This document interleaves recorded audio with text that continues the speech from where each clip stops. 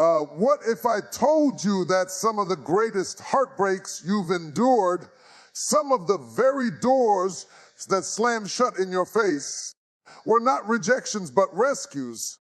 What if the very absence of that relationship you thought you needed was the evidence that God was working behind the curtain of your life, protecting you from something that would have destroyed you? But here's the question you must wrestle with. Why do so many people struggle in relationships? Is it just bad luck, or is it a reflection of deeper issues of fear, insecurity, and a refusal to trust God's timing? We keep praying for love while simultaneously running headfirst into dysfunction, blinded by loneliness, clinging to people who were never meant to hold us. Think about it. How many nights have you lain awake wondering, what's wrong with me? Why hasn't love found me yet? Am I too broken, too late, too unworthy? And in those moments of desperation, you're tempted to lower your standards, to settle for anyone who will fill the silence, even if that someone is not aligned with your destiny. That is where most people lose themselves, confusing desperation for devotion and attention for love. But I came to tell you this. Waiting for the right person is not about passivity. It is not sitting idly by hoping heaven drops a miracle into your lap. Waiting is preparation. It is discipline. It is the willingness to confront your own brokenness and become whole, so that when God does bring the right person, you are ready to sustain what he gives. Because let me warn you, an unprepared person will destroy a blessing just as quickly as a bad relationship will. So here is the truth you cannot ignore. Every no, every delay, every unanswered prayer in your love life may be the hand of God shielding you from destruction, because he loves you too much to let you sabotage yourself.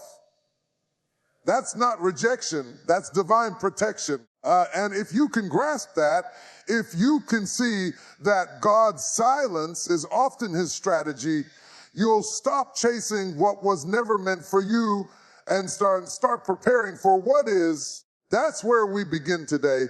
Let me tell you something uncomfortable. Most people are not kept from love because God is cruel or because fate has singled them out for loneliness.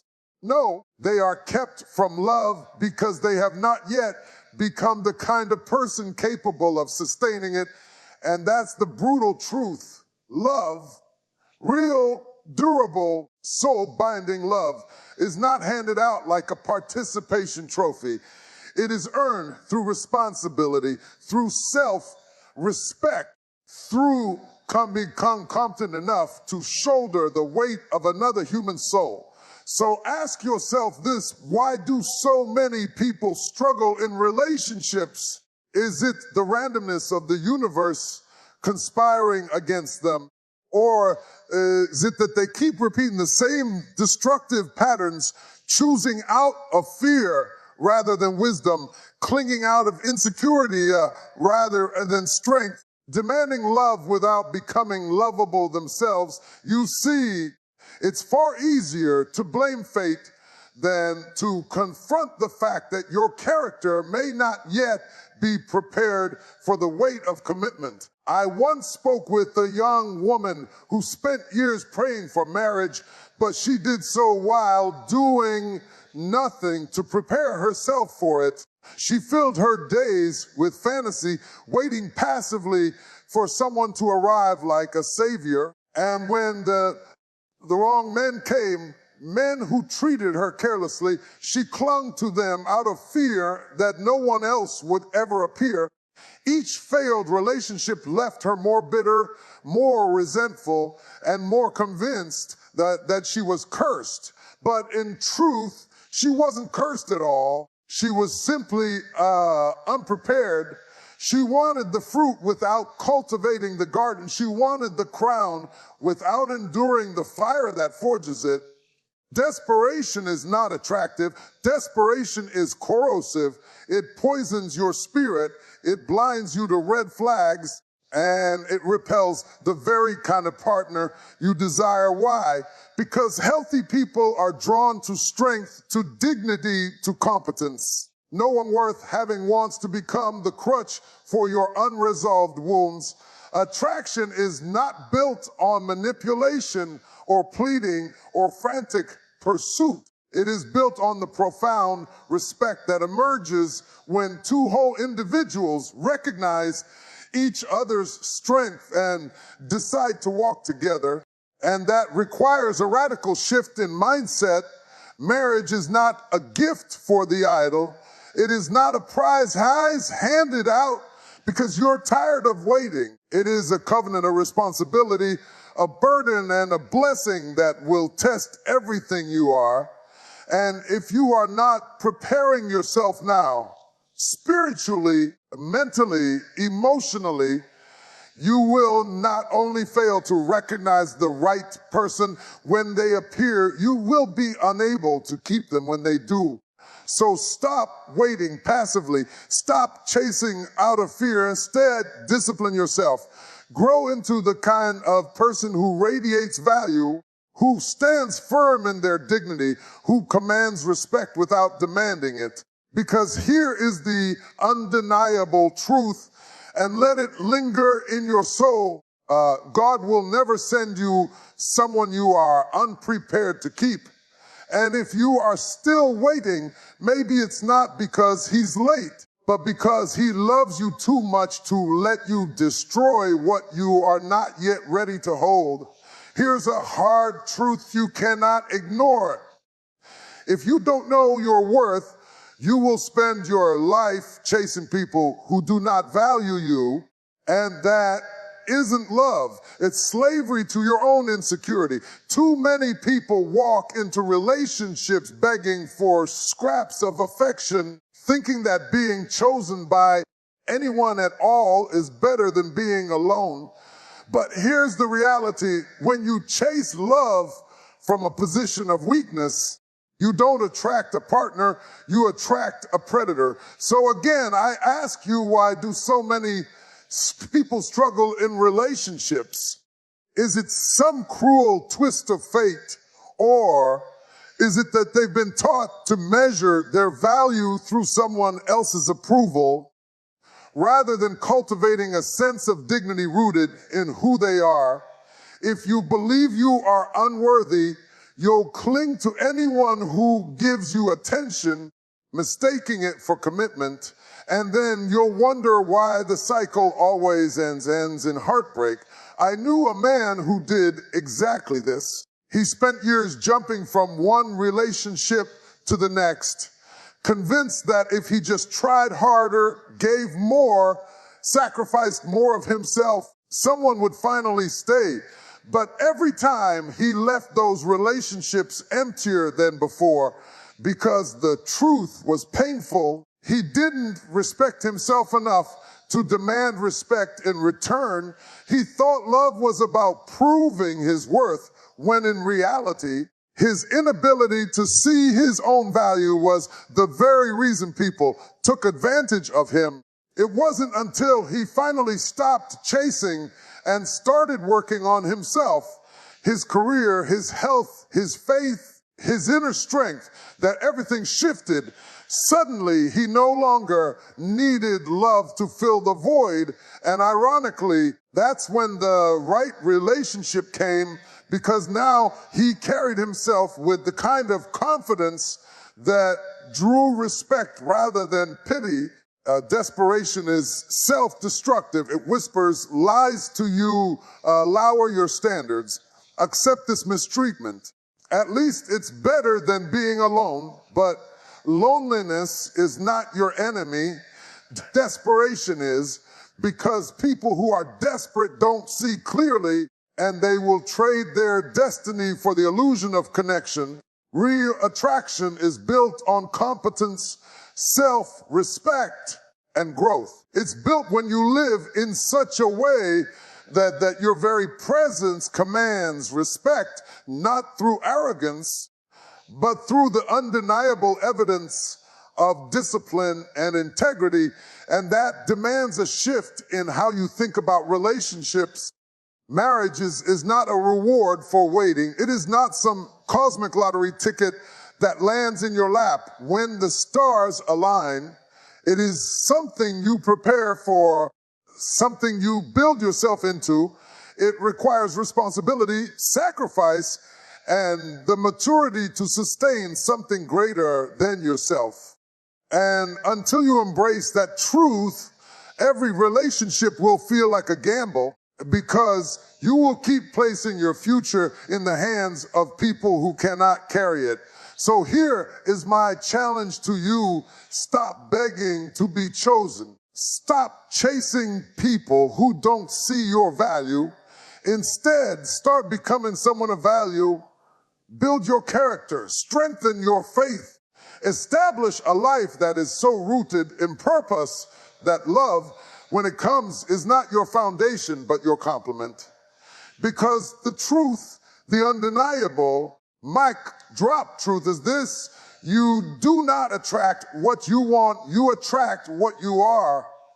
And if you want a relationship of worth, you must first become a person of worth. Let me confront you with something that most people would rather ignore.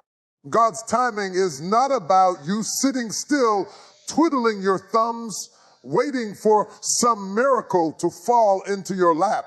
That's not faith. That's laziness disguised as piety. If you believe that the right relationship will simply appear while you remain exactly the same, broken, bitter, resentful, then you've misunderstood both love and divine timing. God doesn't reward passivity. He calls you to preparation. So let's ask the question again. Why do so many people struggle in relationships? Is it merely fate, as though life is playing some cruel game with their hearts?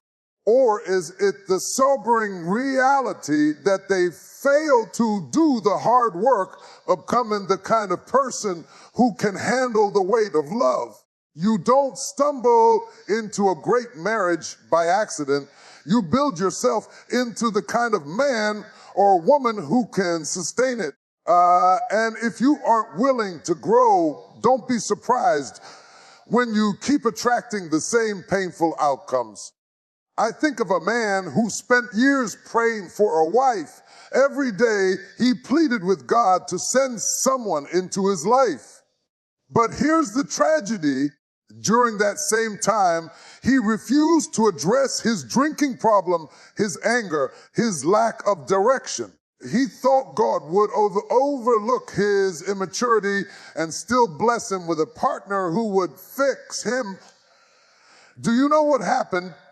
He found relationships, yes, but every one of them ended in disaster because his character wasn't strong enough to bear the responsibility of love. And then he blamed God. But the truth was brutal. God wasn't withholding a blessing. He was waiting for him to become the kind of man who wouldn't destroy it. Here's the hard truth. High-value relationships require high-value individuals. You cannot expect to meet someone whole while you yourself remain fractured. You cannot expect to sustain love if you are still ruled by fear, insecurity, or unhealed wounds. And so long as you remain unprepared, even the right person will eventually walk away, not because they didn't love you, but because love cannot survive where growth is absent. This requires a shift in your entire perspective. Marriage is not an escape from loneliness. It is not a prize given to the desperate. It is a covenant, a responsibility that demands discipline, self-sacrifice, and maturity. If you are not actively preparing spiritually, mentally, emotionally, you are not waiting on God, you are wasting time. Preparation is the evidence of faith. When you train yourself, when you heal, when you pursue your purpose with passion, you demonstrate to God that you are ready for the kind of love He wants to entrust to you. So I challenge you now, stop waiting for someone to complete you. Stop resenting God for what hasn't yet arrived. Instead, step into the responsibility of becoming whole yourself. Build your strength, deepen your faith, shape your character. Because here is the undeniable truth you must take with you. God will not give you what you are unprepared to keep. And if you are serious about desiring a love that lasts, then you must be serious about becoming the kind of person who can bear its weight. Sometimes the greatest blessing in your life is not the person who entered, but the one who never did. That's a difficult truth to face because we cling to the fantasy of what might have been rather than admitting that the very thing we longed for could have destroyed us. And yet, over and over again, God protects us by closing doors, and we call it rejection, but rejection is often His loudest form of mercy. So again, we must confront the question, why do so many people struggle in relationship? Is it merely fate playing dice with their hearts? Or is it that they refuse to see closed doors for what they really are, guardrails keeping them from veering off the cliff?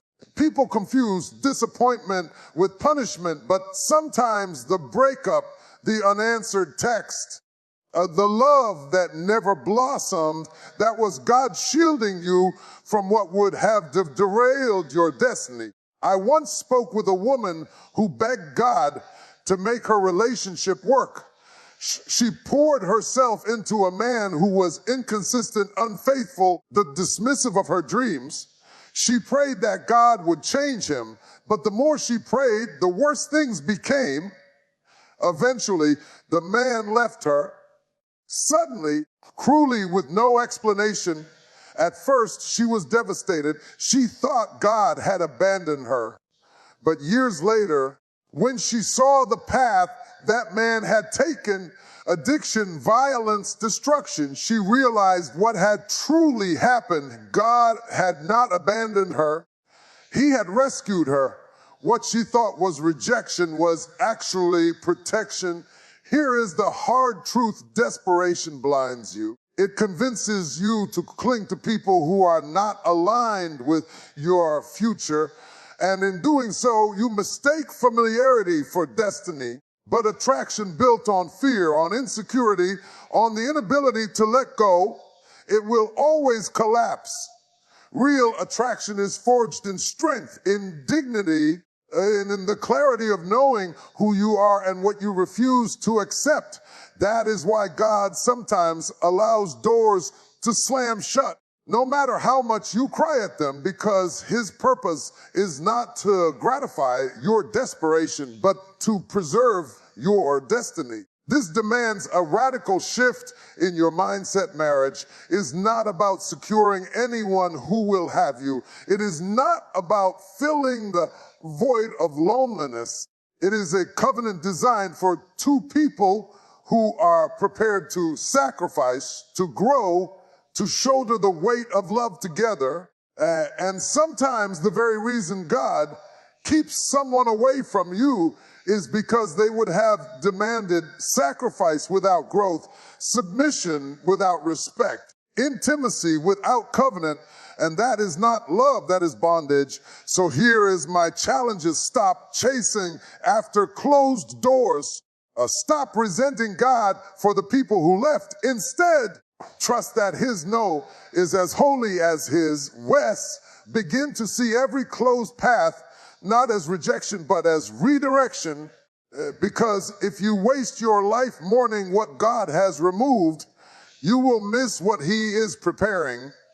And here's the undeniable mic drop truth you cannot escape. Sometimes the greatest evidence of God's love for you is not in what He gave, but in what He refused to let you have. And if you can learn to see that, you will never look at heartbreak the same way again.